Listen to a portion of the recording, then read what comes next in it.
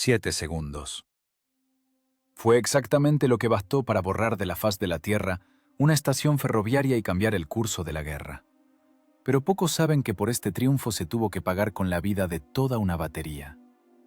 Los llamaban fantasmas. Hitler iba tras ellos personalmente. Ofrecían millones por la cabeza de su comandante, pero no se rindieron. ¿Qué pasó cuando se quedaron sin cohetes y los tanques alemanes se acercaron a 30 metros? ¿Por qué los héroes sobrevivientes tuvieron que callar durante décadas sobre lo que hicieron? ¿Y cómo una sola detonación con una palanca ocultó para siempre el mayor secreto de la artillería soviética? Esta es la historia de la primera salva de los Katyusha, sin censura ni grandilocuencia. Mira hasta el final. El desenlace de esta historia estremece hasta los huesos.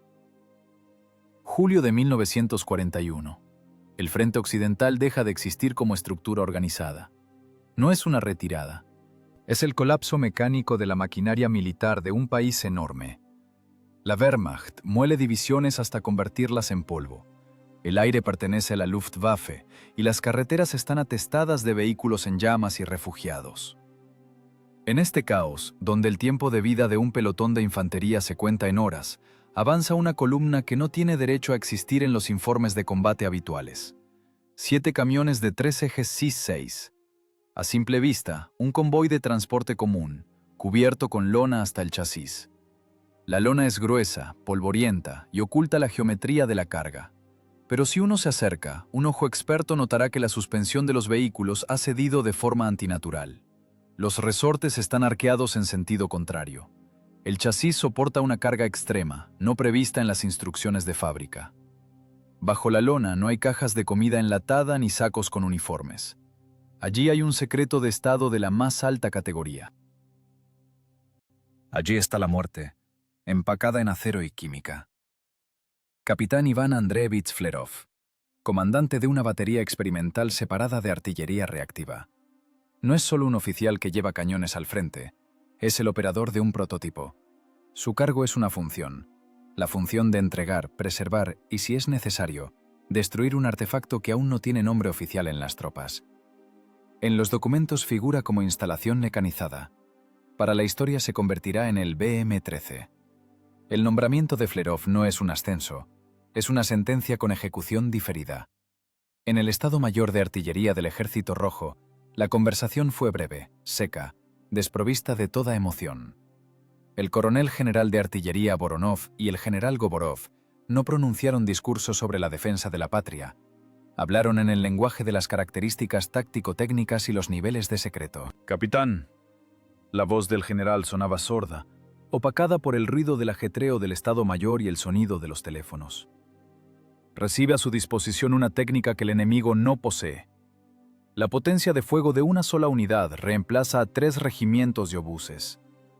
Pero el precio de esto es el riesgo. Flerov guardó silencio. Conocía la física del proceso. Había visto las pruebas. Sabía que los cohetes de combustible sólido, RS-132, eran una fuerza inestable y caprichosa. Su tarea, continuó el general, golpeando con un lápiz el mapa donde las flechas rojas ya rompían la defensa cerca de Smolensk, es probar el sistema en condiciones reales de combate. Necesitamos estadísticas de impacto. Necesitamos eficiencia. Necesitamos saber cómo se comporta el chasis ZIS-6 con un lanzamiento de salva sobre terreno real. El polígono de prueba se acabó, capitán. Empieza la guerra. Y luego siguió la frase principal, aquella que pesaba más que cualquier proyectil. La que determinaría cada acción del capitán en los siguientes 3 meses. Bajo ninguna circunstancia, escuche, bajo ninguna, la unidad debe caer en manos del enemigo, ni entera ni por partes. Incluso un solo cohete que caiga en manos de los ingenieros alemanes es una catástrofe de escala estratégica. Si surge la amenaza de captura, hay que volarla, junto con usted. Entendido, volar junto conmigo, respondió Flerov. No era heroísmo, era la confirmación de haber recibido la instrucción de operación en modo de emergencia. Flerov salió del Estado Mayor hacia la sofocante noche de julio. El aire olía a quemado y a metal caliente. Miró su columna. 44 camiones de apoyo, 7 vehículos de combate, 198 personas de personal, Hombres que hasta ayer eran cadetes de la Academia de Artillería Dzerzhinsky, choferes de bases automotrices de Moscú, ingenieros.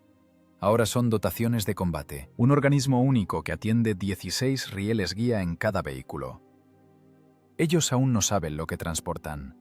El secreto es absoluto. Incluso los comandantes de las piezas tienen una vaga idea de lo que sucederá cuando se cierre el circuito eléctrico. Solo ven extrañas estructuras cubiertas con fundas y pesadas cajas de madera con marcas que no se parecen a las de la artillería. El peso de cada proyectil es de 42,5 kilos, la longitud casi 1,5 metros. Dentro, casi 5 kilos de TNT. Esto no es artillería. Es un método de ingeniería para entregar explosivos sobre un área. La columna se pone en marcha. Los motores CIS-6 rugen a bajas revoluciones. La velocidad de movimiento es limitada.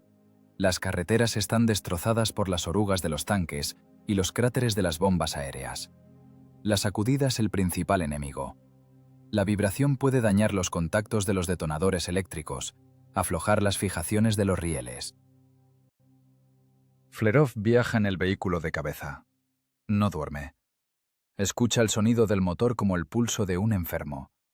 Cualquier avería ahora no es solo un retraso, es un riesgo de ser descubiertos.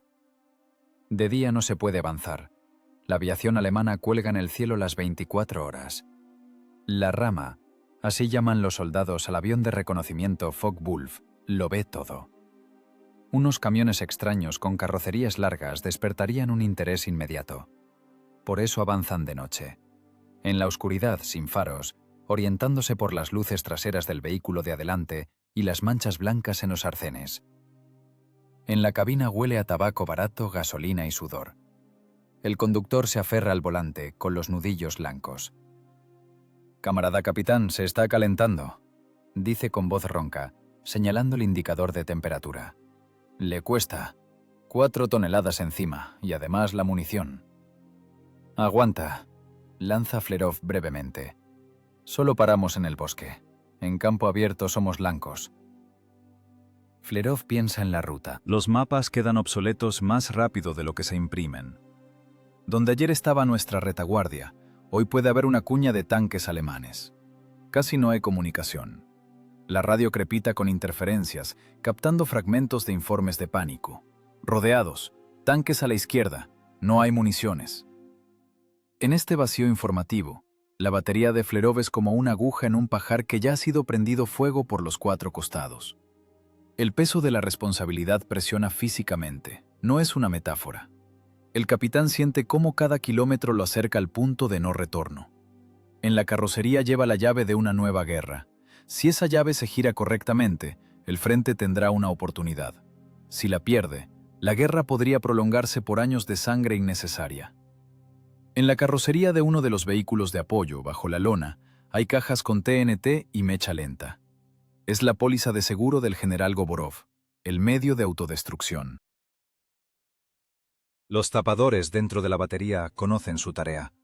En el momento crítico, convertir el arma maravillosa en un montón de metal retorcido. Flerov verificó la presencia de los explosivos personalmente. Eso lo tranquiliza.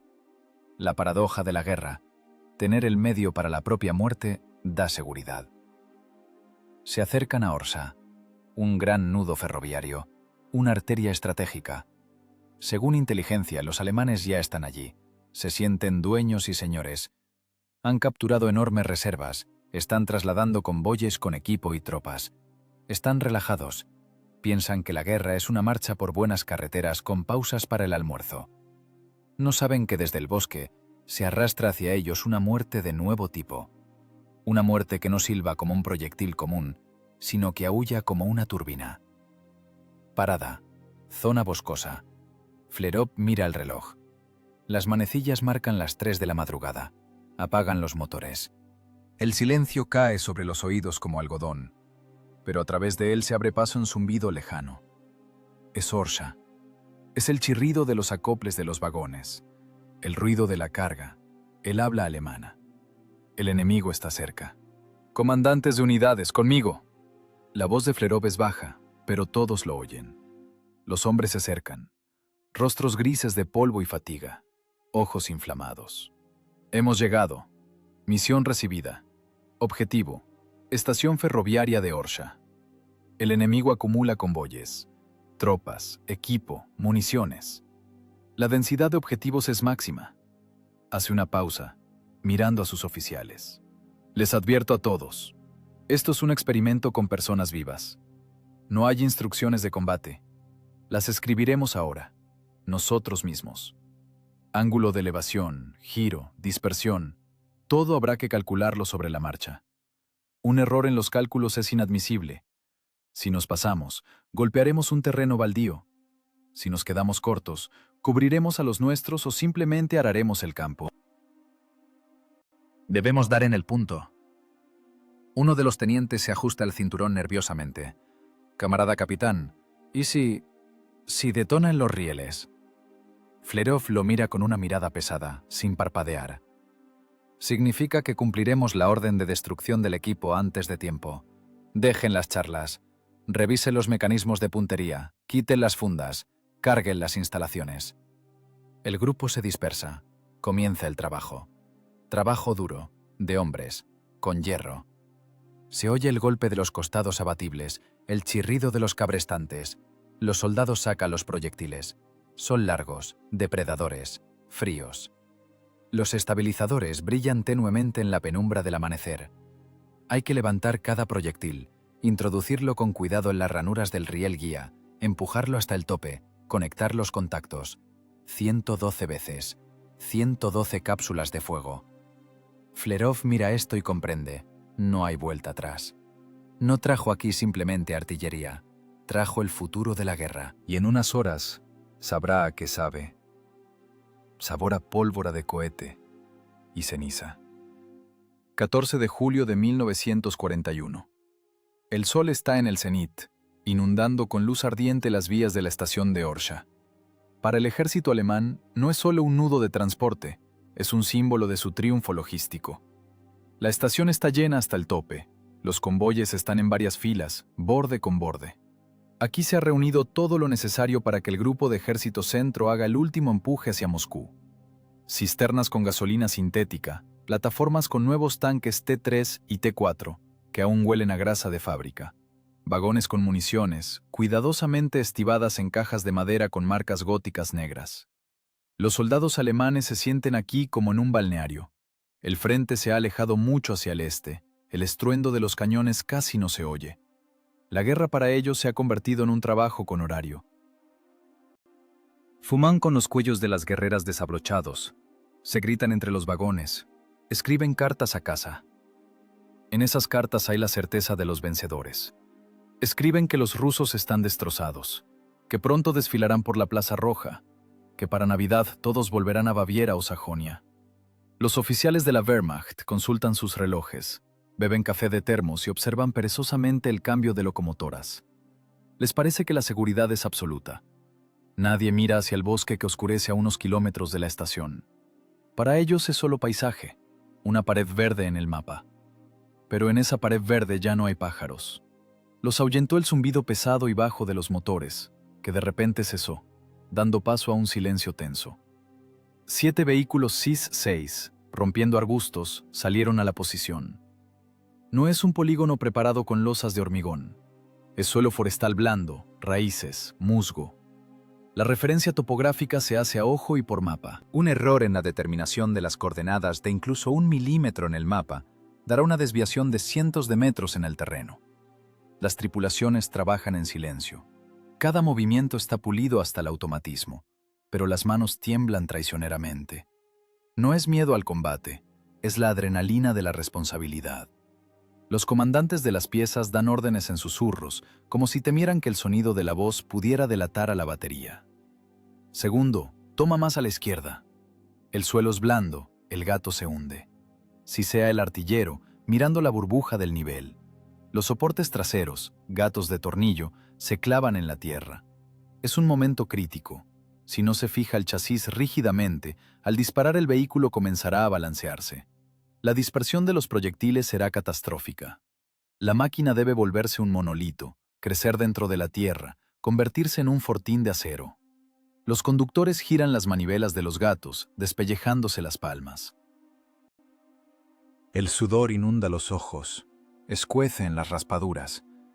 El SIS-6, suspirando pesadamente con sus resortes, levanta el eje trasero. Las ruedas cuelgan en el aire. Ahora todo el retroceso se irá a la tierra. Arrancan las ataduras de las fundas de lona. La tela cae sobre la hierba, revelando lo que hasta ese momento estaba oculto. Los rieles guía. Vigas en I, soldadas en una estructura rígida. Parecen toscas, pero en esa tosquedad se oculta una ingeniería precisa. No es el cañón de una pistola que dirige el proyectil, son rieles por los que la muerte acelera antes de saltar. Comienza la carga, el trabajo físico más duro. El cohete reactivo M-13 pesa 42 kilos. No se puede simplemente arrojar en la recámara, hay que levantarlo a la altura de los hombros, introducir con cuidado los pasadores guía en las ranuras del riel y empujarlo suavemente a lo largo de toda la viga hasta el seguro. 2 soldados toman el proyectil del suelo. ¡Arriba!, exhala uno. El metal del cuerpo está frío, resbaladizo por el aceite. ¡Adentro! El proyectil entra con un estruendo en las ranuras. ¡Más despacio!, sisea el comandante de la dotación. ¡No estás cargando leña! Ese sonido, el chirrido de metal contra metal, parece ensordecedor en el silencio del bosque. Parece que lo oyen en Berlín. Los soldados meten los proyectiles uno tras otro, 8 arriba, 8 abajo. En total 16 por vehículo, 112 para la batería. El trabajo va como en una cadena de montaje. Levantar, insertar, empujar. Levantar, insertar, empujar.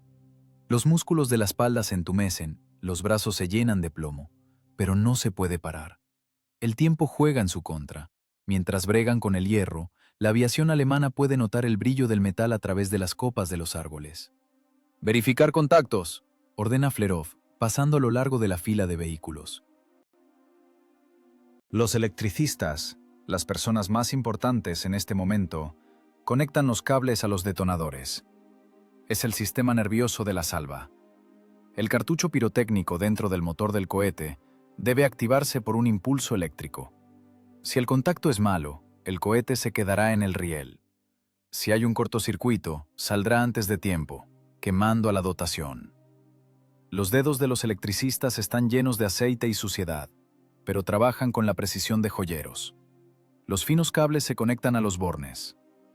Primero listo, circuito normal. Tercero listo. Quinto, hay contacto. Los artilleros giran los volantes, ajustando los ángulos de elevación. Miran por las miras panorámicas, pero solo ven troncos de árboles frente a ellos. El disparo se realiza desde una posición cerrada. Solo confían en los números que gritó el oficial superior de la batería. Ángulo de sitio, deriva. Estos números son una sentencia para la estación de Orsha, pero por ahora solo existen en los cuadernos y en las escalas de los instrumentos. La atmósfera se espesa. El aire en el bosque se vuelve viscoso, como si la propia naturaleza se hubiera congelado, comprendiendo que ahora sucederá algo antinatural. Los pájaros callaron hace media hora. Incluso el viento cesó. Solo se oye la respiración pesada de los hombres y los raros chasquidos del metal enfriándose tras la marcha. Flerov está junto al vehículo de mando. Mira el reloj. El segundero se mueve a saltos, midiendo los últimos instantes del viejo mundo. Un mundo donde la artillería era un duelo de cañones. En unos minutos comenzará una nueva era, la era de la guerra de área, la era de las tormentas de fuego. Ve los rostros de sus soldados. En ellos no hay determinación de cartel. En ellos hay la concentración de obreros que ponen en marcha una máquina peligrosa. Y miedo. Miedo animal, profundo, ante lo que van a liberar ahora. Están parados junto a toneladas de explosivos y combustible para cohetes que no están protegidos por nada contra una bala perdida o una esquirla. Están sentados sobre un barril de pólvora, y la mecha ya arde. Abajo, en la estación, un teniente primero alemán termina una carta a su esposa en Hamburgo. Cierra el sobre, sonríe ante sus pensamientos y saca una pitillera. Hace chasquear el encendedor. La llama brilla, iluminando su rostro satisfecho.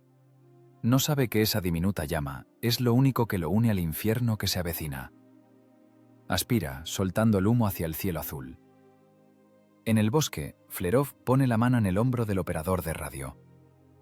A la palanca. No es una petición, es un cambio de modo. La batería se ha convertido en un mecanismo único, el gatillo amartillado de una escopeta gigante apuntando a quemarropa al enemigo. La estática terminó. La energía acumulada exige salida. El silencio antes de la tormenta ha alcanzado su límite. Zumba en los oídos. Presiona las sienes. Ahora estallará.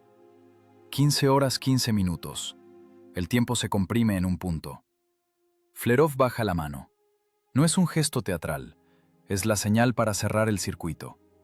El comandante de la batería pronuncia una sola palabra. ¡Fuego! Los comandantes de las piezas repiten la orden. Sus voces se ahogan en el estruendo de los interruptores giratorios. La corriente eléctrica corre por los cables. Necesita fracciones de segundo para cubrir la distancia desde la cabina hasta la parte trasera de la estructura. El impulso llega a los cartuchos pirotécnicos en la base de los cohetes. Clic. Dentro de los cilindros de acero de los motores comienza una reacción química. Las barras de combustible sólido, pólvora de nitroglicerina prensada, se inflaman instantáneamente. La presión en la cámara de combustión salta a cientos de atmósferas. Los gases incandescentes buscan salida y la encuentran a través del bloque de toberas. 7 orificios en el fondo de cada proyectil comienzan a escupir fuego. Surge el empuje reactivo. Primer segundo. La fuerza de empuje supera la fuerza de fricción estática. Los pernos de retención se cortan. 112 cohetes comienzan a moverse simultáneamente, pero no todos a la vez. El esquema eléctrico está configurado para un lanzamiento en salva con un retraso mínimo, para que el vehículo no vuelque por la resonancia. Los cohetes salen en pares. Primero los de abajo, luego los de arriba. El intervalo son fracciones de segundo que el ojo humano no es capaz de distinguir. Para un observador parece un flujo continuo de fuego. El bosque desaparece. En su lugar surge una pared de humo y llamas. El sonido que nace en este momento no tiene análogos en la historia de las guerras. No es el estruendo de un disparo de cañón al que están acostumbrados los veteranos de la Primera Guerra Mundial. No es el silbido de una mina. Es un aullido. Un aullido penetrante, chirriante, mecánico, que se convierte en rugido. Como si una sierra circular gigante cortara la bóveda celeste. El sonido golpea físicamente los oídos, atraviesa el algodón, hace vibrar el diafragma. Los tímpanos están al límite de romperse. Segundo, segundo. Los rieles guía se ponen al rojo vivo. La pintura en las vigas se ampolla y se quema al instante. El metal se pone azul por la temperatura de los chorros reactivos. Los proyectiles se deslizan por los rieles ganando velocidad. La longitud del riel es de 5 metros. A la salida, la velocidad del proyectil es de 70 metros por segundo. Es suficiente para que los estabilizadores comiencen a funcionar, cortando el aire. Tercer segundo. Los camiones SIS-6 experimentan una sobrecarga colosal. A pesar de los gatos bajados, los camiones de 7 toneladas bailan en su lugar. Las ruedas delanteras saltan, despegándose del suelo. Los resortes gimen, el metal del chasis se retuerce. Las cabinas se llenan de humo. Los vidrios tiemblan, listos para salir volando de los marcos. Los conductores hunden la cabeza en los hombros, tapándose los oídos con las manos. El instinto exige correr, esconderse, enterrarse en la tierra, pero la orden los mantiene en sus puestos. Cuarto segundo. El bosque se convierte en un túnel de viento. Los chorros reactivos queman la hierba, los arbustos, el musgo a decenas de metros detrás de las instalaciones. La tierra se ennegrece. El aire se consume, se vuelve irrespirable. Un olor acre y ácido a balistita quemada golpea la nariz. Es el olor de la nueva guerra. Se impregna en las guerreras, en la piel, en el pelo. El humo es tan denso que las dotaciones no ven los vehículos vecinos. Solo destellos que iluminan esta niebla artificial. ¡Despegue!, grita alguien, pero nadie lo oye. Las bocas están abiertas para compensar la presión. Quinto segundo. La masa principal de proyectiles ya está en el aire. Se van por una trayectoria empinada, dejando tras de sí estelas de humo. Colas de fuego dibujan en el cielo parábolas de muerte. Los proyectiles giran. Gracias a una pequeña inclinación de los estabilizadores, se les da rotación para la estabilidad en vuelo. Este sonido de rotación añade al aullido general un zumbido bajo y pulsante. Sexto segundo. Los últimos cohetes abandonan los rieles. Las instalaciones están envueltas en una nube de polvo y hollín. La temperatura del aire en la zona de la batería ha saltado decenas de grados. Las hojas de los abedules cercanos se han enrollado y amarillado, como si hubiera llegado un otoño instantáneo. Los pájaros que no alcanzaron a volar caen muertos, aturdidos por la onda sonora. Séptimo segundo. Silencio. Cae tan repentinamente como empezó. Solo un zumbido en los oídos. Un pitido fino y molesto que tapa todos los demás sonidos. Los motores de los vehículos funcionan, pero no se oyen. Los hombres levantan lentamente la cabeza. Rostros negros de hollín. Ojos blancos, muy abiertos. Miran los rieles vacíos. El metal humeante crepita al enfriarse. Flerov limpia el vidrio ahumado del vehículo de mando. Ve cómo en el cielo, alejándose hacia el suroeste, se disuelven las estelas de humo. 112 proyectiles se han ido hacia el objetivo. ¡A replegarse! Su voz ronca. Las cuerdas vocales están desgarradas por un grito que él mismo no oyó. ¡Muévanse! ¡Marcha! Los soldados se mueven como en cámara lenta. Contusión. Choque. Necesitan unos segundos para que el cerebro empiece a procesar órdenes de nuevo. ¡Gatos arriba! ¡Fundas! La mecánica de las acciones devuelve la cordura. Las manos vuelven a hacer el trabajo habitual. Giran las manivelas. Los cis bajan pesadamente sobre sus ruedas. Los rieles al rojo vivo no se pueden cubrir con la lona. La tela se prendería fuego. Hay que esperar. Echarles agua de las cantimploras. El agua sisea, evaporándose al instante. El vapor se mezcla con el humo. Nadie discute lo visto. No hay palabras. En el diccionario del 41 aún no han inventado epítetos para describir lo que acaba de suceder. Simplemente lanzaron al cielo 4,5 toneladas de explosivos en 7 segundos. Una densidad de fuego inalcanzable para la artillería de tubo. Un regimiento de obuses habría necesitado 15 minutos de fuego rápido para lanzar tal tonelaje. Ellos lo hicieron presionando un botón. Mientras tanto, a 8 kilómetros del bosque, sobre la estación de Orsha, el aire comienza a vibrar. El sonido de la llegada aún no se oye. Los proyectiles vuelan a velocidad subsónica, pero la atmósfera ya se densifica.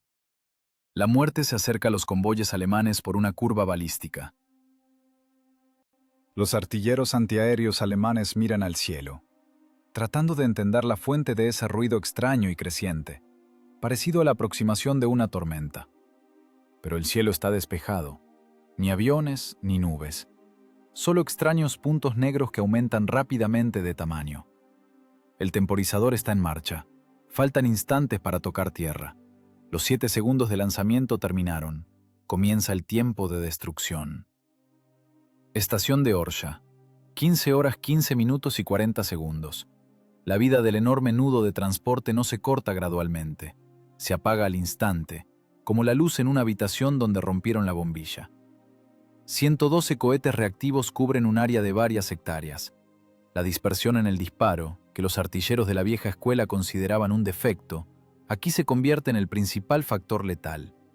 No es un tiro de francotirador a vagones individuales. Es la creación de una zona de destrucción total. La elipse de dispersión cubre las vías, los almacenes, las plataformas con equipo y los barracones de la guardia. La física del proceso es simple y monstruosa. El proyectil M13 al impactar contra un obstáculo se fragmenta en miles de esquirlas. El cuerpo de hierro fundido acerado revienta, convirtiendo todo lo vivo en un radio de decenas de metros en carne molida. Pero el efecto de la metralla es solo el comienzo. El trabajo principal lo hacen el explosivo y los restos de combustible de cohete no quemado. 5 kilos de TNT en cada cabeza de guerra. Multiplicado por 112, más de media tonelada de explosivo detona casi simultáneamente. Surge el efecto de superposición de ondas de choque. La interferencia de las explosiones amplifica la destrucción en progresión geométrica. El aire se comprime hasta la densidad del agua. La onda de choque rompe las paredes de ladrillo de la estación, arranca los techos, retuerce los rieles en espirales. Pero lo más terrible es la temperatura. En el epicentro del impacto surge una anomalía térmica. Las explosiones incendian las cisternas con gasolina sintética. El combustible se derrama en ríos de fuego, colándose bajo los vagones, en los sótanos, en las grietas. No arde solo la madera o la tela, arde el metal. Las piezas de aluminio de los aviones que están en las plataformas se derriten y escurren en charcos plateados. La pintura de los tanques se inflama, convirtiendo los vehículos de combate en hornos para las tripulaciones que estaban dentro o cerca. Comienza una reacción en cadena. Detonación de las municiones alemanas. Un convoy con proyectiles de artillería recibe un impacto en el centro de la formación. La explosión hace astillas los vagones. Los proyectiles salen volando hacia los lados, explotando en el aire y en la tierra. Ya no es un bombardeo, es un proceso de destrucción autosostenible. La estación se destruye a sí misma. Cada cartucho alemán, cada bidón de aceite, cada caja de granadas ahora trabajan para el capitán Flerov. En el éter reina el caos. Los operadores de radio alemanes en la estación alcanzan a gritar solo fragmentos de frases. «¡Trueno! ¡El cielo se cae! ¡Fuego por todas partes!», grita un cabo primero en el micrófono de la radio de campaña.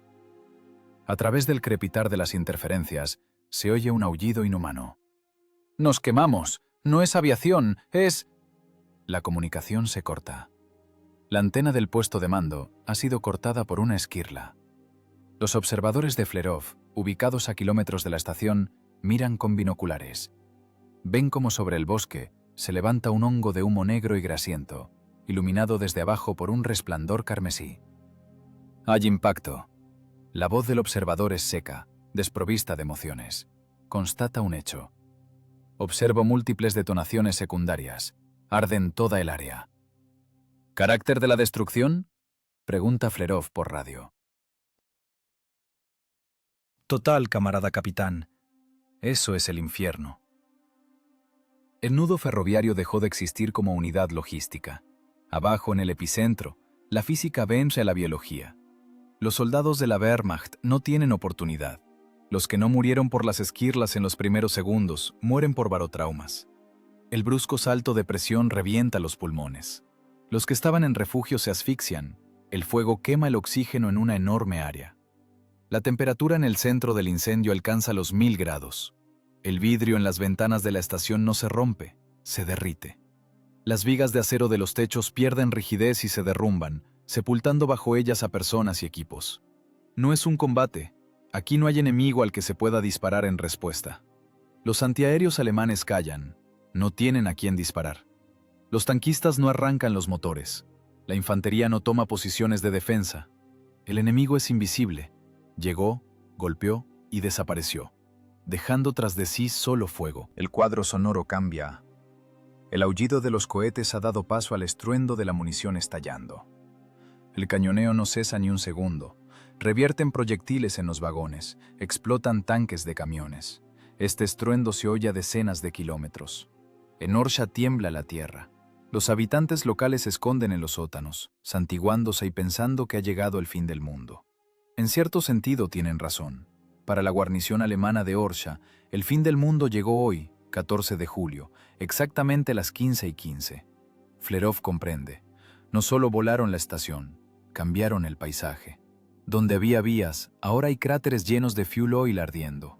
Donde estaban los almacenes, ahora hay montones de ladrillo roto. Los rieles, esas venas de acero de la guerra, están cortados. El grupo de ejército centro no recibirá esos tanques. No recibirá esos proyectiles. La ofensiva en este sector del frente se ahogará. No por una maniobra genial de la infantería, sino por hambre logística. «¡Batería, retirada!», ordena Flerov.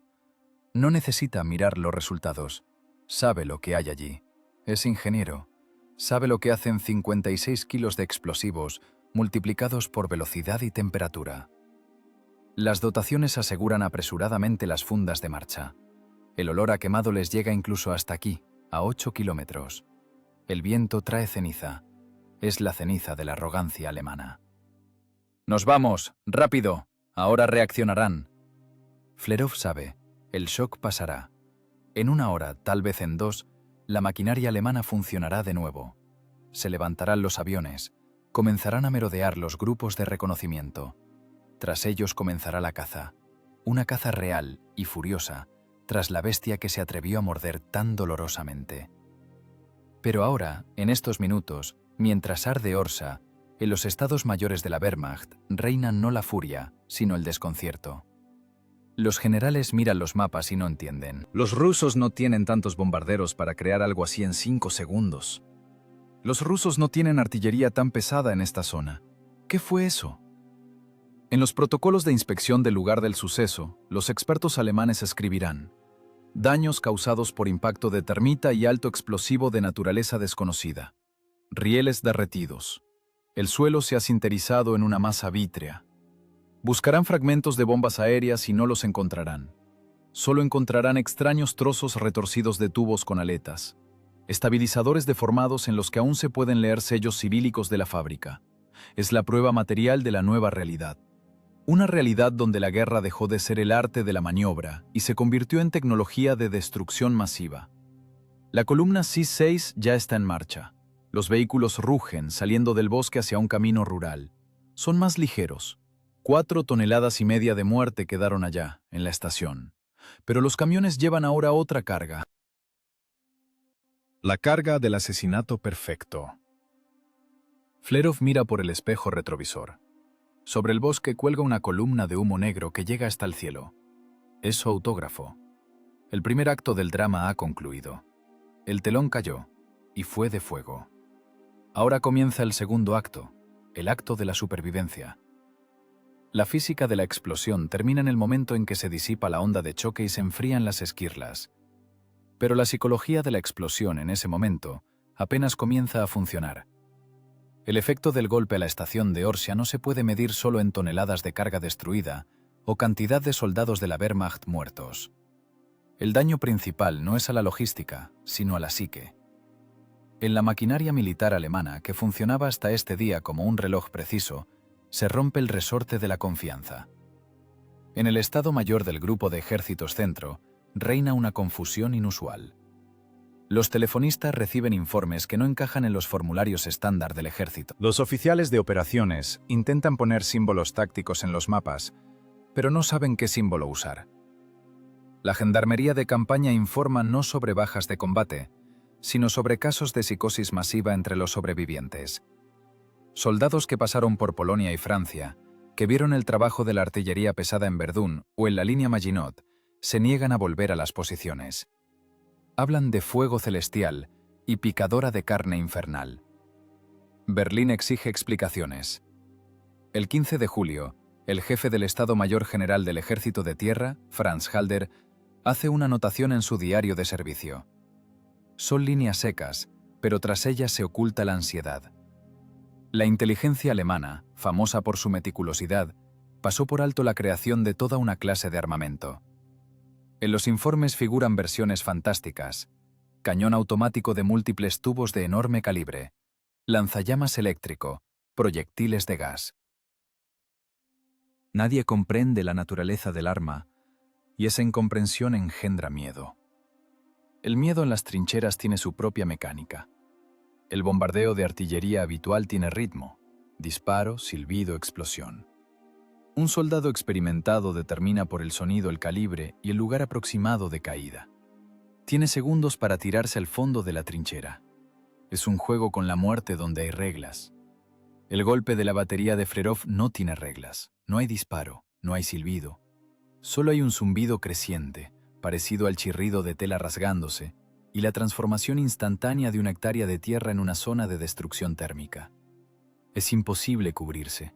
La trinchera nos salva del tornado de fuego que quema el oxígeno. Precisamente en estos días nace el apodo. No aparece en los periódicos soviéticos, sino en las cartas y conversaciones alemanas. Los soldados de la Wehrmacht que oyeron ese aullido terrible encuentran una asociación en su cultura. El sonido de tubos rugiendo, el sistema de rieles parecido a los tubos de un órgano, el órgano de Stalin.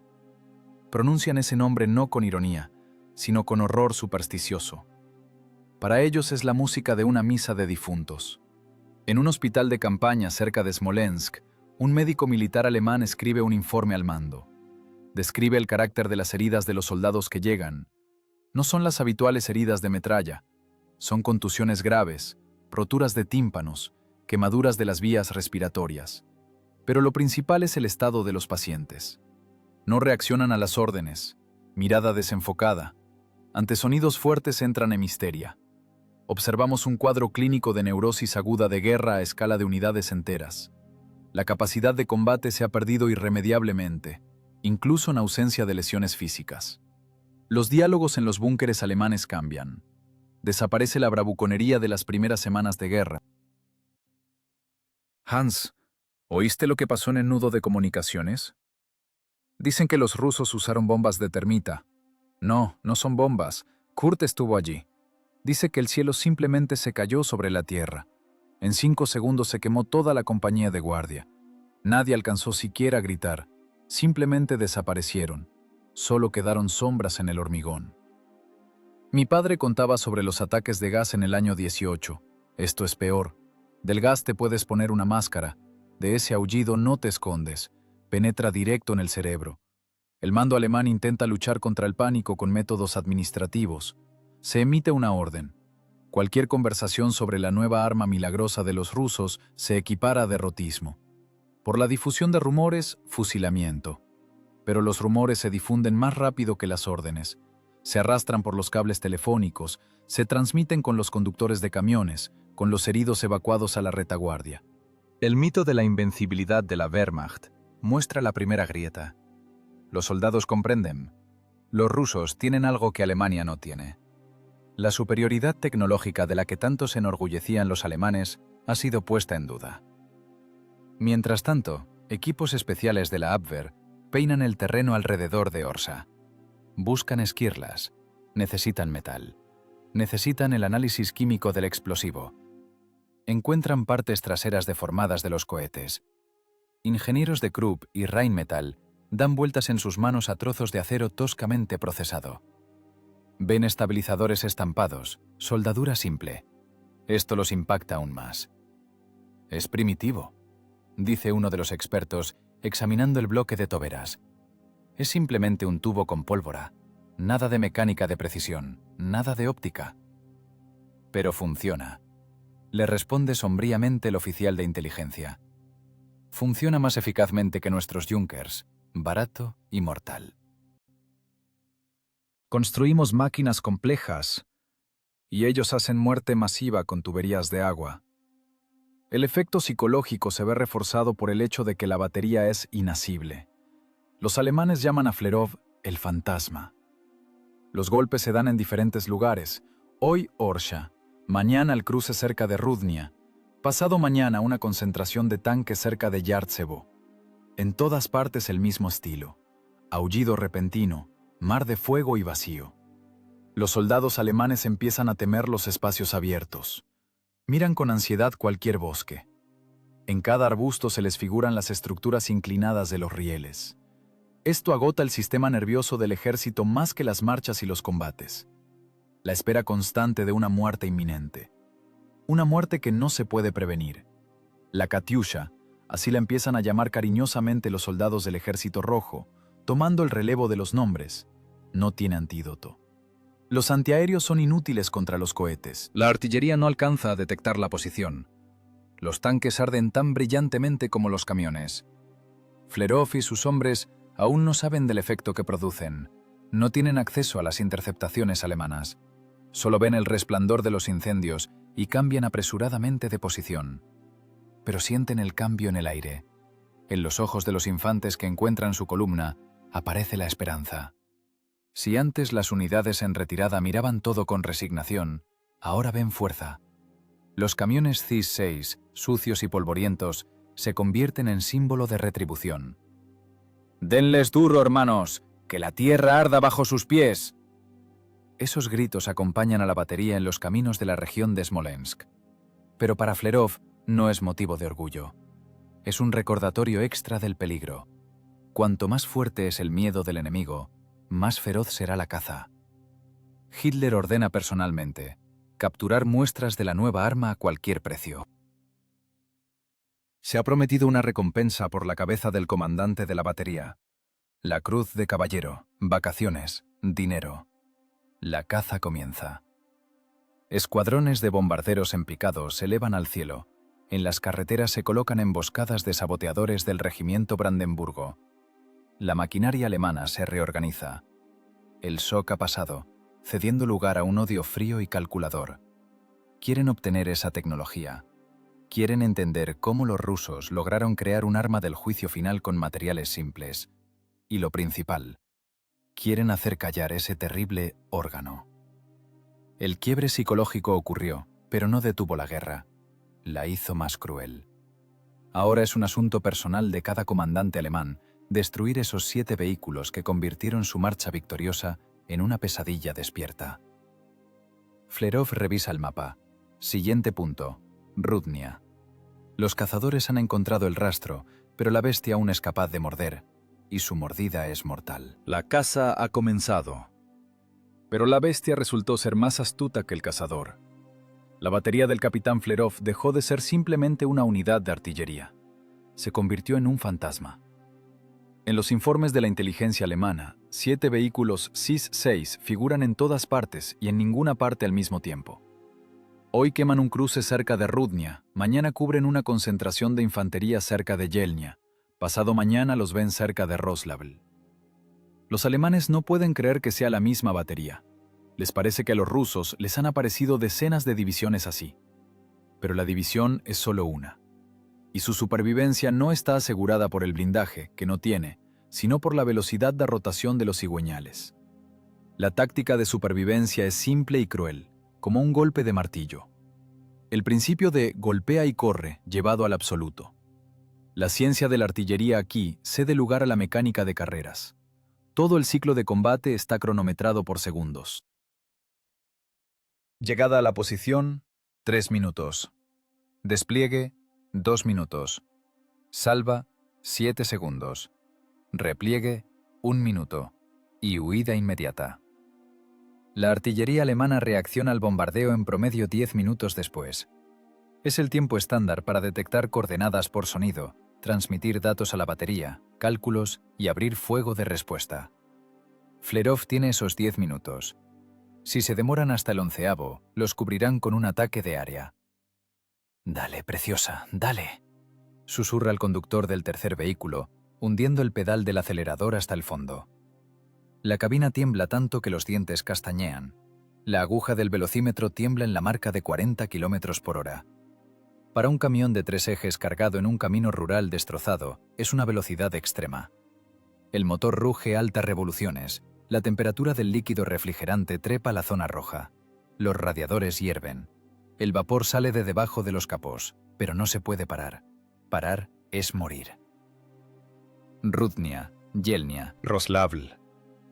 Estos nombres de ciudades se convierten en hitos de la ruta de fuego.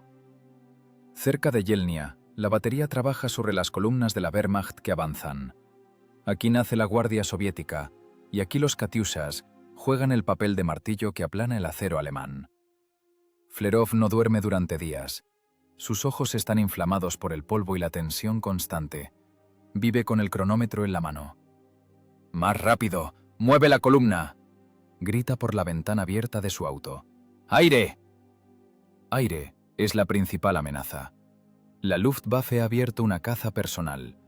Los pilotos alemanes recibieron instrucciones claras: buscar camiones extraños con estructuras en lugar de carrocerías.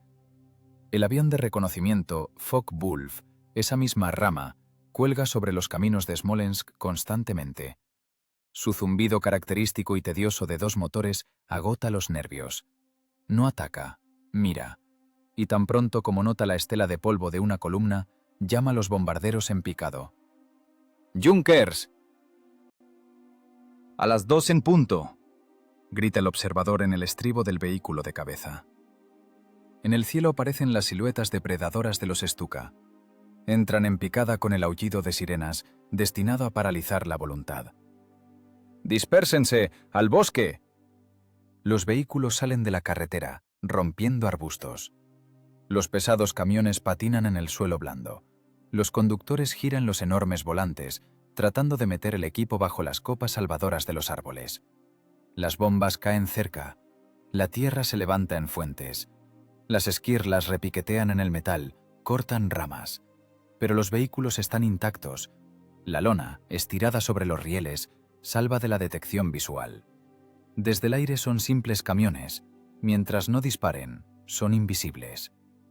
Los diálogos en los cortos minutos de respiro tocan solo el hierro. Nadie discute política o noticias. Todas las conversaciones son sobre repuestos, aceite y neumáticos.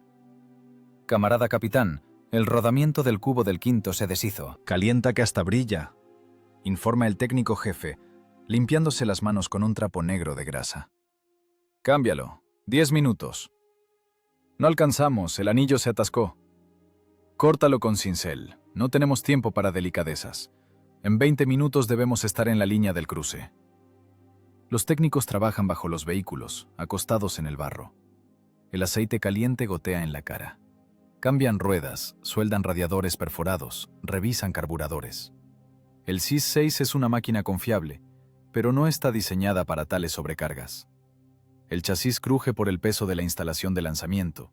Los resortes se rompen, pero los hombres obligan al metal a trabajar más allá del límite de la fatiga. Es una guerra de motores en estado puro. La vida de 198 personas y un secreto de importancia estatal penden de la punta de un eje de transmisión. Si el eje se rompe en medio del campo, habrá que volar el vehículo. No hay grúas, no hay bases de reparación. La retaguardia quedó en algún lugar lejos al este, y cada día está más lejos. Flerov comprende que el recurso del equipo se agota, pero lo exprime todo. Cada salva hecha por la batería frena la ofensiva alemana por horas, y a veces por días. Los alemanes temen concentrar tropas, se ven obligados a dispersarse, cambiar rutas, perder ritmo.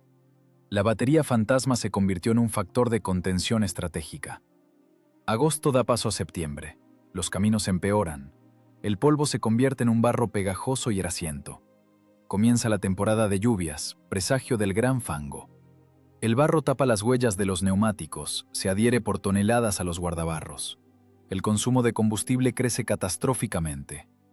El tanque está casi seco. El conductor golpea con el dedo el vidrio del indicador. Para 50 kilómetros, no más. Conseguiremos, responde Flerov con dureza. Saquen de los camiones averiados, busquen cisternas abandonadas. No nos detendremos. El combustible se consigue como botín. Lo extraen de los tanques de tractores abandonados en los arcenes. Lo diluyen con queroseno. Los motores estornudan, pierden potencia, pero tiran. La batería se mueve frenéticamente por el frente, que se resquebraja por las costuras. Son un equipo de bomberos que apaga el fuego con gasolina. Donde hay una ruptura, allá vuela Flerov. Cerca de Yartsevo salen de frente a una columna de tanques alemana. Distancia, tiro directo. Es una violación de todas las instrucciones. La Katyusha es un arma de fuego de área desde posiciones cerradas, pero no hay opción. Los vehículos dan la vuelta directamente en la carretera. Los rieles bajan casi horizontalmente. ¡Fuego! Los cohetes salen paralelos a la tierra, no caen desde arriba, vuelan como lanzas de fuego, barriendo todo a su paso. Los tanques T-3, alcanzados por el golpe, no son perforados por un chorro acumulativo. Simplemente son barridos por la onda explosiva, volcados, les arrancan las torretas. La infantería alemana que va tras los tanques se evapora. En un minuto, la batería ya se va por el bosque. En la carretera queda un embotellamiento ardiente de equipo alemán. Pero con cada ataque así el anillo se cierra. Flerov lo siente en la piel. El espacio de maniobra se reduce. Las pinzas alemanas abarcan distritos uno tras otro. Smolensk cayó. Los grupos de tanques de Guderian y Hood se lanzan hacia Moscú. El frente no solo retrocede, se desmorona en focos de resistencia aislados. La batería de Flerov queda en una situación extraña. Todavía atacan, todavía son mortalmente peligrosos, pero a su alrededor hay vacío. Desaparecen los vecinos. Se interrumpe la comunicación con el Estado Mayor. Las órdenes dejan de llegar. Se convierten en una unidad de combate autónoma en un océano de caos. ¿A dónde ahora, camarada capitán?, pregunta el teniente, desplegando un mapa gastado en el que ya hay más lápiz graso que tinta de imprenta. Al este. Flerov mira el horizonte cubierto de nubes grises. Con los nuestros, a través de los bosques. Pero primero, una salva más. Nos quedan 3 cargas completas. No las llevaremos a casa. La batería se va hacia la noche. Los SIS-6 rugen, moliendo el barro con las ruedas. Los conductores no han dormido en 2 días. Sostienen el volante por reflejo. Les parece que el camino es infinito. Pero Flerov sabe, todo camino tiene un final. Y para ellos ese final ya está marcado en los mapas del Estado Mayor alemán, con flechas rojas de cerco. Comienza la Operación Tifón. La gigantesca caldera cerca de Viasma ya está lista para cerrarse, y la batería fantasma está dentro de ella. La velocidad que lo salvó durante 3 meses pierde significado cuando no hay a dónde ir. El lazo se aprieta. Octubre de 1941. La guerra cambia de estado físico. El polvo y el hollín de las retiradas estivales dan paso a un barro frío y pegajoso. Comienza la gran temporada de fango otoñal. Los caminos desaparecen. En su lugar hay direcciones llenas de tierra negra mezclada con arcilla y la primera nieve. Es una sustancia que trabaja contra el equipo más eficazmente que los campos minados. Succiona las ruedas hasta los cubos, rompe ejes de transmisión, quema embragues. La batería del capitán Flerov ya no vuela por el frente, se arrastra. La velocidad de movimiento cae a 3 km por hora. 7 camiones CIS-6 se convierten en pesos pesados encadenados por el terreno intransitable. Los motores rugen en primera marcha, devorando combustible a una velocidad catastrófica. La gasolina ahora es una moneda más cara que el oro. No hay. Las columnas de retaguardia están cortadas o quemadas. Los camiones cisterna no llegan. A su alrededor se desarrolla una catástrofe de escala estratégica. La caldera de Viazma.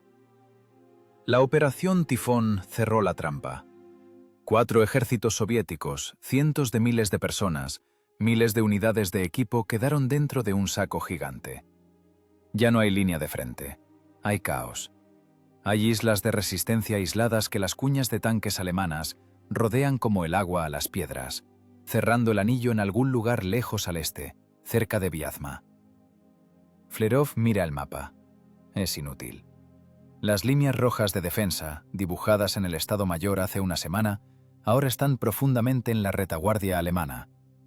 Las aldeas marcadas como propias lo reciben con fuego de ametralladora o con las cuencas vacías de ventanas quemadas.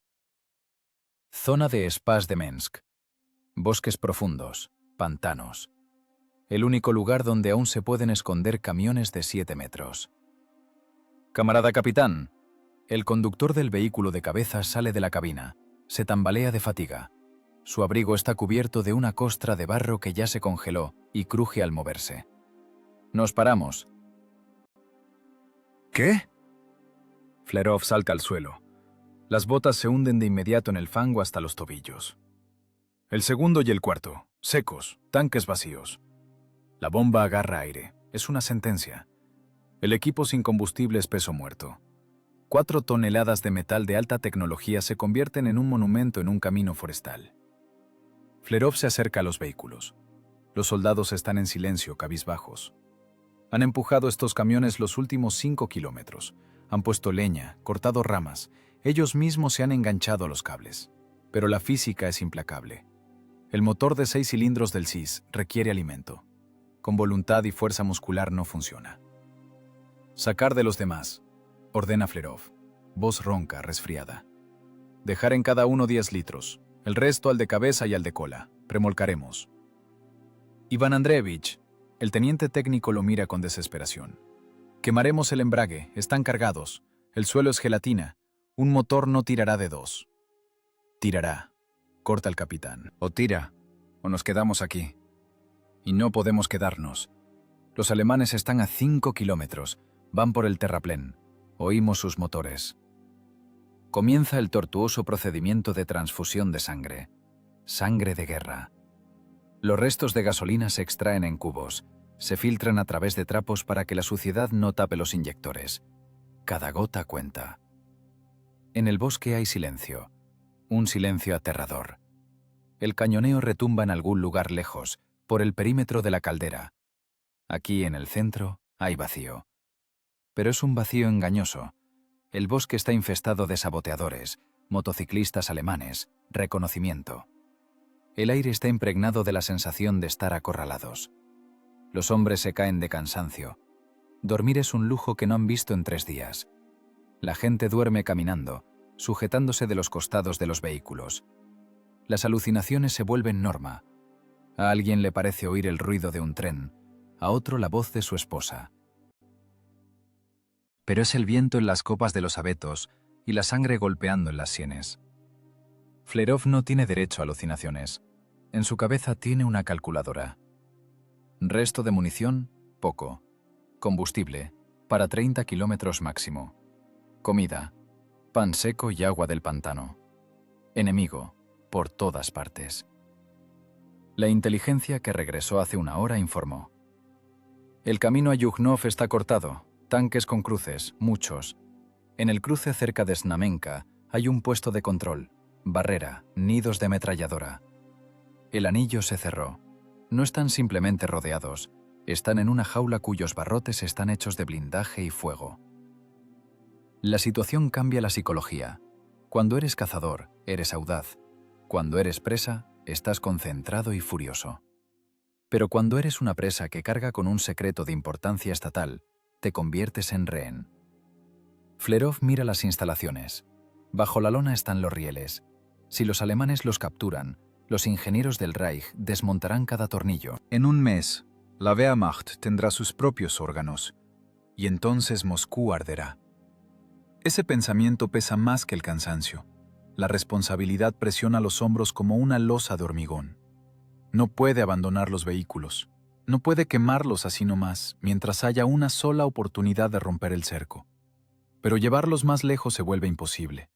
La columna se pone en marcha de nuevo. Ahora es una procesión extraña y fea. Los vehículos están atados con cables.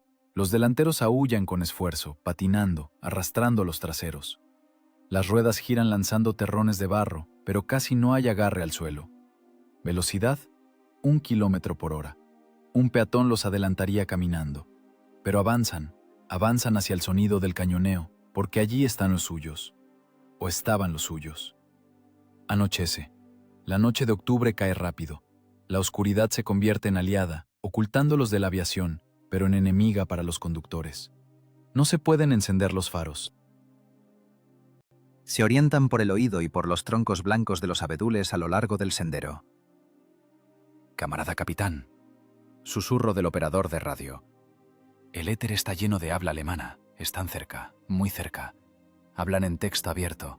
Oigo los indicativos de un batallón de tanques. Buscan a alguien. Flerov sabe a quién buscan. Lo buscan a él». La batería fantasma dejó de ser un fantasma. El rastro de barro revuelto lleva a los alemanes directo hacia ellos. El lazo se aprieta en la garganta. En la carrocería del vehículo de apoyo, los tapadores revisan las cajas con TNT. La mecha lenta está seca, los detonadores en su lugar. Preparación número 1 según variante B, transmite Flerov por la cadena. Variante B es la voladura. Los soldados miran sus vehículos. En 3 meses, estos monstruos de hierro se convirtieron en su hogar. Durmieron bajo las ruedas, se calentaron junto a los motores, compartieron la vida con ellos. La idea de tener que destruirlos con sus propias manos causa dolor físico. Es como disparar a un compañero herido para que no caiga prisionero. Pero no hay opción. El callejón sin salida logístico se ha alcanzado. No hay en qué seguir. Más allá solo se puede abrir paso combatiendo o morir. Flerov saca su pistola TT, revisa el cargador. 8 balas. 1 para sí mismo, 7 para los enemigos. Todos revisen su arma personal. Granadas listas. La guerra de tecnologías terminó. Comienza la guerra de infantería. Sucia, a quemarropa, a bayoneta. Adelante, a través del ruido de la lluvia se oye el ladrido de perros y el chirrido de orugas. El sendero lleva al pueblo de Bogatir. El nombre suena como una burla.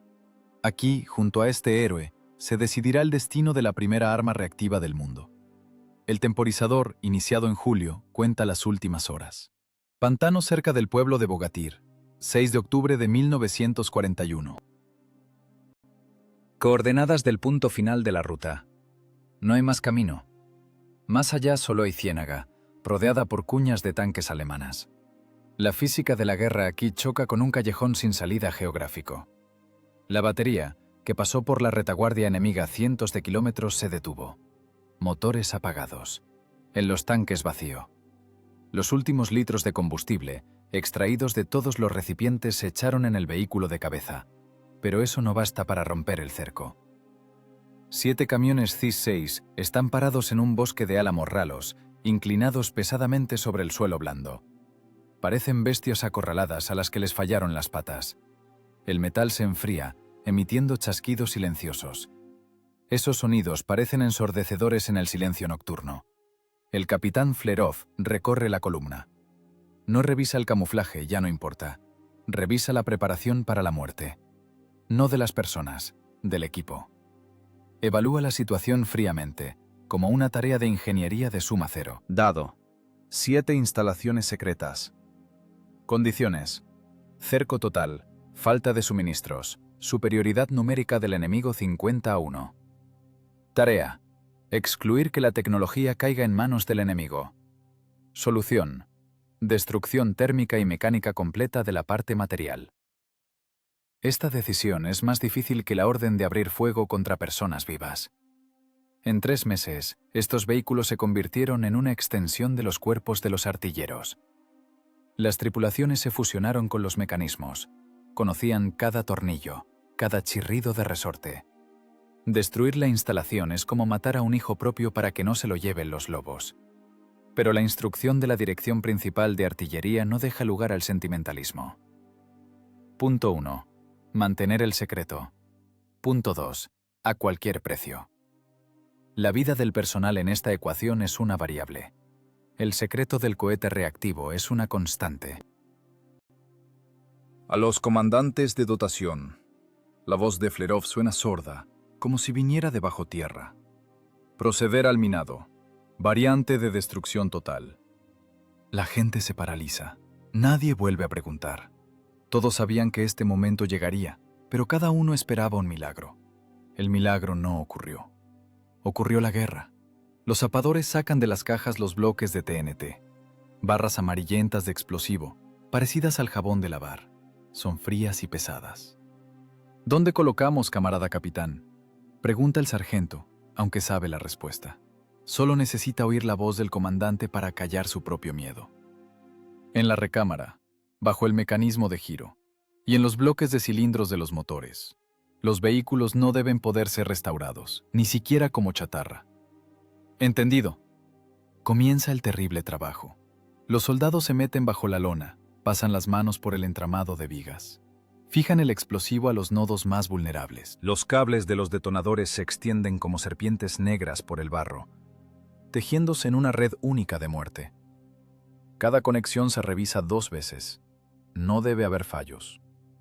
Si la explosión no destruye los rieles, los alemanes reconstruirán la geometría y entenderán el principio de estabilización. No se puede permitir. Flerov observa el proceso. Ve cómo tiemblan las manos del artillero que ata un bloque con cinta aislante a la mira. Sin piedad, dice el capitán con dureza. Es hierro, harán nuevo. Pero si descubren el secreto, nunca más harán uno nuevo. En esto está la cruel verdad del momento. Las fábricas en los Urales estampan nuevos Katyushas por cientos. Pero mientras el secreto se guarde, esta arma es única. Tan pronto como el enemigo obtenga una muestra, la ventaja desaparecerá. Iván Andreevich. Se acerca a Flerov el comisario de la batería, rostro gris, demacrado. Quizás intentamos romper el cerco a pie. Volamos los vehículos y nosotros nos vamos por el bosque. Flerov lo mira con una mirada pesada. No los volaremos así nomás. Daremos la última batalla. Nos quedan 10 proyectiles por cañón. No nos iremos en silencio. Daremos un portazo ruidoso. Es un suicidio. Es el cumplimiento de una misión de combate. Atraeremos a tantos alemanes como podamos. Mientras se ocupan de nosotros, alguien más saldrá de la caldera. La preparación ha terminado. 7 vehículos convertidos en minas sobre ruedas. El panel de control de la detonación está en manos de Flerov. Es una simple caja de madera con una palanca. De ella depende si quedará en la historia una página sobre la primera arma de cohetes o si será arrancada por los ingenieros alemanes. La gente se aleja de los vehículos. Acarician los costados fríos, despidiéndose. Alguien besa furtivamente el metal de la cabina. Perdona, nodriza, susurra el conductor del segundo vehículo, limpiando con la manga sucia un faro, como cerrándole los ojos a un difunto. No nos tocó llegar a Berlín. Los diálogos se vuelven cortos, cortantes. No hacen falta más palabras. ¿Circuito verificado? Afirmativo. Resistencia normal. ¿Cables duplicados? Sí. Si la electricidad falla, encendremos la mecha. Bien. Tomar posiciones de defensa. Flerov mira el reloj. Las manecillas apenas se distinguen en la oscuridad. El tiempo fluye viscoso, como alquitrán. Alrededor de la batería se cierra un anillo de sonidos. Se oyen ladridos de pastores alemanes, crujido de ramas rotas, zumbido de motores en la carretera. Los alemanes saben que los rusos están en algún lugar por aquí. Van con cuidado, peinando el bosque. Quieren tomar al fantasma vivo. Necesitan prisioneros, necesitan documentos, necesitan el equipo. Flerov saca de su cartera el mapa y el diario de acciones de combate. Páginas escritas con lápiz tinta. Crónica de 3 meses de infierno. Orsha, Rudnia, Yelnia. Cifras de consumo de munición, coordenadas de objetivos, listas de bajas. Enciende un fósforo. La llama brilla, iluminando su rostro, duro, con profundas sombras bajo los ojos. Acerca el fuego a la esquina del papel. El diario arde de mala gana, el papel está húmedo, pero luego la llama envuelve las páginas. Flerov sostiene el cuaderno ardiendo en la mano hasta el final, hasta que el fuego empieza a lamerle los dedos. La ceniza cae al barro, ya no hay secretos en papel. Quedaron solo en el metal y en las cabezas de las personas. ¡Camarada capitán! ¡Movimiento a la derecha! El grito del observador corta el silencio. ¡Infantería! ¡Mucha! ¡A sus puestos!, ordena Flerov. Es el fin de la espera. El instinto de conservación grita, ¡corre! El honor de oficial dice, ¡aguanta! El deber de comandante dice, ¡destruye! Flerov se queda junto al vehículo de cabeza. Su mano está sobre la palanca del detonador. Pero primero la salva. El último argumento de la batería. Rieles bajados a cero. Fuego directo. A quemarropa. Es una violación de todas las reglas de la balística. Los cohetes no alcanzarán a acelerar, no alcanzarán a estabilizarse. Irán en abanico, dando tumbos, volando impredeciblemente. Pero a una distancia de 200 metros no se necesita precisión. Se necesita masa de fuego. Muchachos, dice Flerov en voz baja, y todos lo oyen, porque los nervios están tensos como cuerdas. Hicimos todo lo que pudimos, e incluso más. No deshonramos a la patria, y ahora les mostraremos cómo muere la Guardia Soviética. Amartilla su TT. En el bosque estallan los primeros disparos. Las trazadoras de las ametralladoras alemanas cosen la oscuridad, repiqueteando en las cabinas de los CIS. Comienza el final. Flerov mira el sendero, donde ya parpadean las sombras grises de los abrigos alemanes. Espera a que sean más, a que se acerquen a una distancia de impacto seguro. El precio de su vida ahora es igual al precio de presionar el botón de lanzamiento. Y el precio de su muerte es girar la manija del detonador. Debe alcanzar a hacer ambas cosas. La noche del 7 de octubre de 1941 se rompe no con sonido, sino con luz. La oscuridad cerca del pueblo de Bogatyr es cortada por las líneas punteadas de las trazadoras. Son las ametralladoras alemanas MG-34 que han tanteado la columna.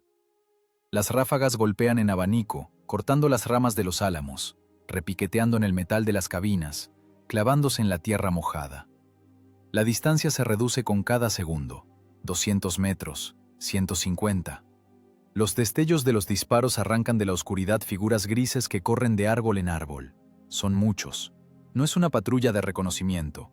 Es un batallón de infantería motorizada con apoyo de tanques que por ahora están a distancia, sin arriesgarse a meterse en el pantano, pero iluminan el bosque con potentes faros. Las manchas de luz se mueven por los troncos de los abedules, cegando a los artilleros. La situación pasa del plano táctico a la fase de pelea cuerpo a cuerpo. El capitán Flerov está de pie junto al vehículo de cabeza. A su alrededor silban las balas. No se agacha. En este momento, el instinto de conservación se desconecta, cediendo lugar al cálculo frío de un oficial que necesita alcanzar a hacer una última cosa: ¡Batería!, grita cubriendo el crepitar de las ametralladoras. ¡A la infantería! ¡Fuego directo! ¡Ángulo cero! La orden es antinatural. La instalación reactiva BM-13 no está creada para tiro directo. Es un arma de fuego indirecto. La balística del proyectil M-13 está calculada para una parábola, para ir a la estratosfera y caer desde arriba. Al lanzar paralelo a la Tierra, el proyectil se comporta impredeciblemente. La pesada cabeza de guerra tira la nariz hacia abajo. Los estabilizadores no alcanzan a hacer girar el cuerpo. Pero ahora la balística no importa. Ahora la instalación funciona como una escopeta gigante cargada con dinamita. Los artilleros giran febrilmente los volantes, bajando las vigas hasta el tope. Chirrían los mecanismos que nunca han trabajado en tal modo.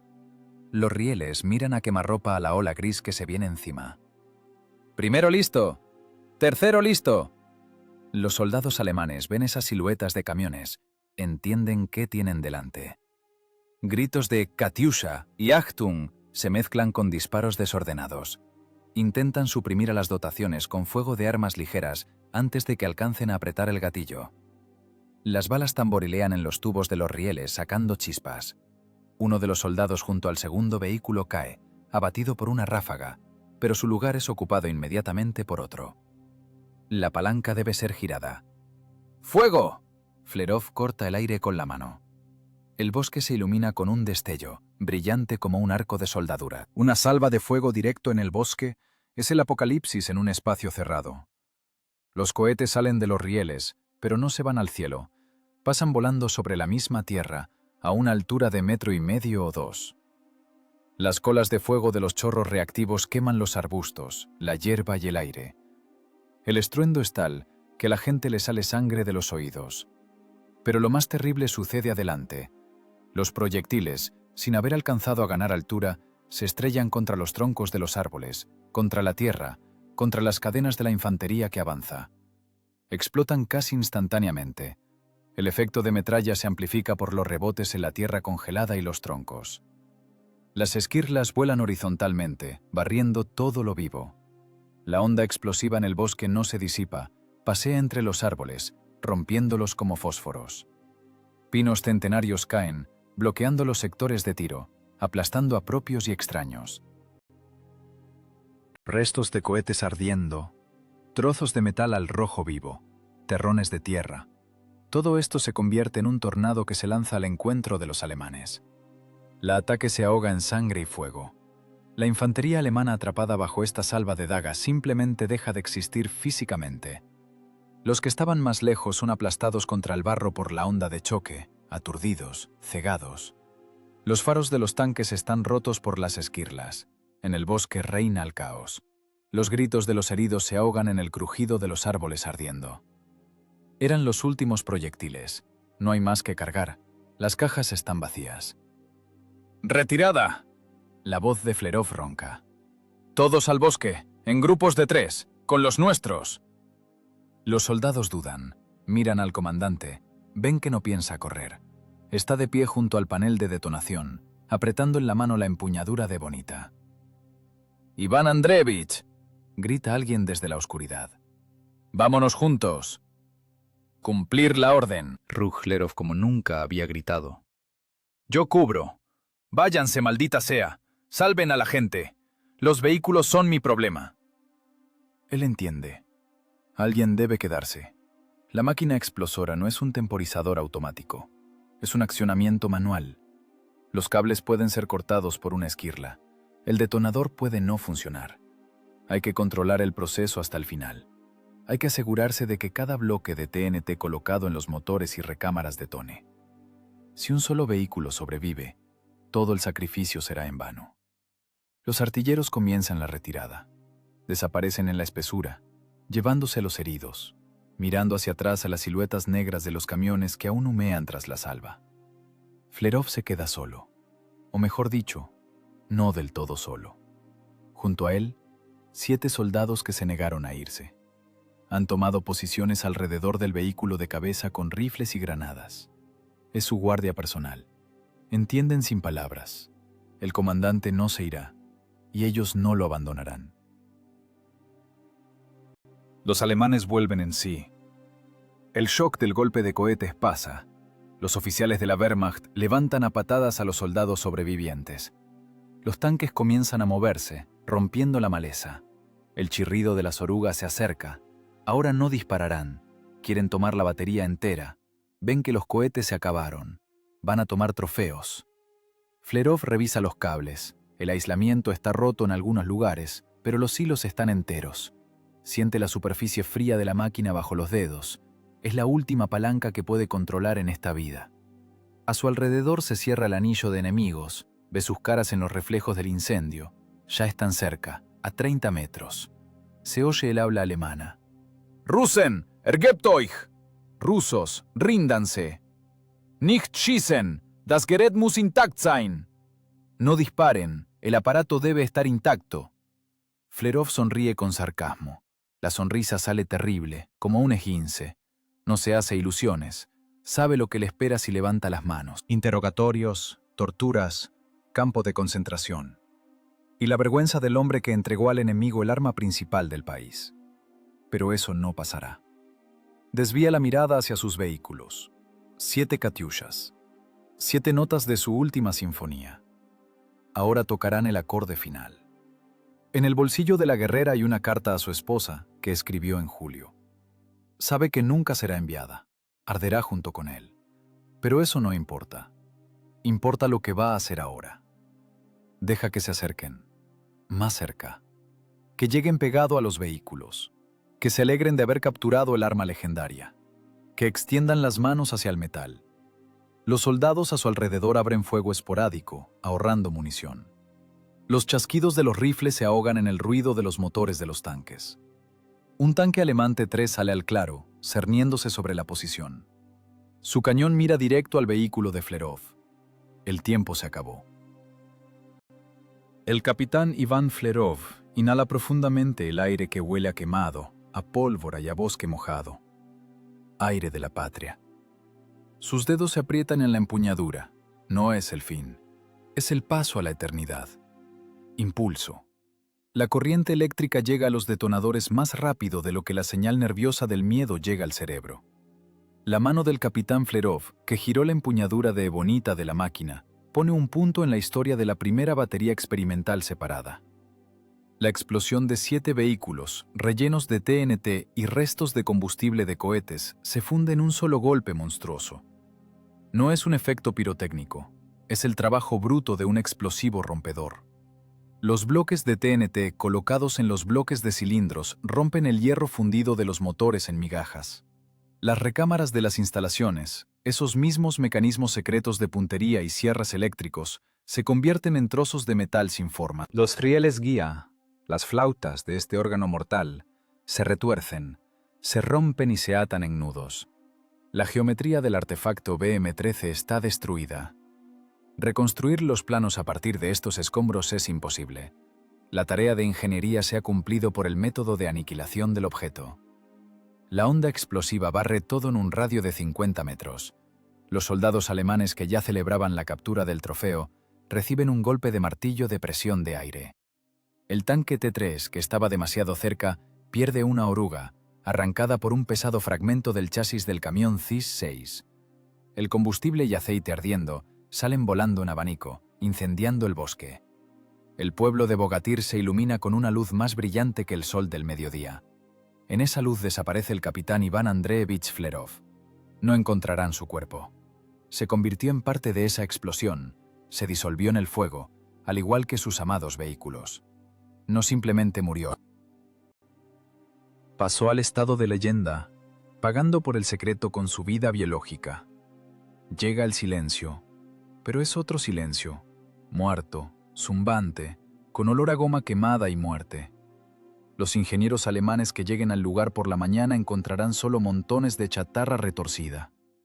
Caminarán entre los armazones humeantes, patearán con las botas trozos de vigas y entenderán. Los rusos les ganaron la partida. El premio principal, la tecnología de estabilización del cohete reactivo, se escapó. A Berlín volarán informes de que la batería fue destruida como resultado de autodetonación. Las muestras no son aptas para estudio. El secreto se guardó. La orden de Stalin se cumplió. El precio, la vida del comandante y de la mayor parte de la tripulación. De las 198 personas del personal, solo 46 llegarán con los suyos. 46 sombras abriéndose paso a través de pantanos y bosques. Caminan de noche, evitando las guarniciones alemanas. Llevan sobre sí la carga de lo visto, que pesa más que cualquier mochila. Vieron cómo arde el aire. Vieron cómo su comandante entró voluntariamente al infierno para cerrar la puerta tras de sí. Cuando salgan tras la línea del frente, no lo recibirán orquestas. Lo recibirán los oficiales de seguridad. Largas verificaciones, interrogatorios en el NKVD. ¿Dónde está el comandante? ¿Por qué no salvaron el equipo? ¿Dónde están las pruebas de la destrucción? La guerra no cree en palabras. Tendrán que probar su honestidad con sangre en las unidades de infantería. Muchos de los sobrevivientes de Bogatyr morirán más tarde, en ataques anónimos del año 42 y 43, sin haber contado nunca a nadie que fueron ellos quienes apretaron el botón de lanzamiento cerca de Orsha. El nombre del capitán Flerov se sumerge durante décadas en la niebla burocrática. En los documentos aparece la fórmula seca y terrible: desaparecido en combate. Para un oficial de esa época es una marca, es una sospecha. ¿Y si se rindió? ¿Y si vendió el secreto? Mientras no hay cuerpo, no hay héroe. La esposa del capitán esperará durante años, recibiendo respuestas escuetas de la oficina de reclutamiento. La hazaña de la primera batería quedará viva solo en las tradiciones orales de los soldados del frente, cubriéndose de mitos donde la verdad se mezcla con la ficción. Solo en los años 60 los buscadores comenzarán a encontrar en los bosques cerca de Vyazma extrañas piezas de hierro. Chasis retorcidos de camiones de 3 ejes, trozos de rieles incrustados por la explosión en los troncos de robles centenarios tan profundamente que el árbol cubrió el metal. Eran ellos, los testigos de esa noche. Se necesitarán otros 30 años para que la justicia histórica se abra paso a través del asfalto del olvido. Recién en el año 1995, medio siglo después de la victoria, se le concederá a Iván Andreevich Flerov el título de Héroe de la Federación Rusa, póstumamente. La estrella encontrará al héroe cuando el país que defendía ya no esté en el mapa, pero el pueblo que salvó lo recordará. Pero el verdadero monumento a Flerov no fue erigido en bronce y granito. Su monumento es el estruendo de abril de 1945, las colinas de Silov, la batalla por Berlín. Miren este cuadro con ojos de historiador. 14 de julio del 41, 7 vehículos. 7 cañones que gruñen por desesperación. Abril del 45, miles de instalaciones. Katyushas, Andriusas, morteros pesados de la Guardia. Están rueda con rueda a lo largo de decenas de kilómetros. Cuando se da la orden de fuego, el cielo sobre Alemania desaparece. Lo reemplaza una bóveda continua de estelas de humo. Decenas de miles de cohetes reactivos parten hacia el oeste. Ya no es un experimento, es una sentencia. Ese vendaval de fuego que barre las fortificaciones del Tercer Reich, que reduce a polvo los búnkeres de hormigón, es el eco directo de aquella misma primera salva cerca de Orsa.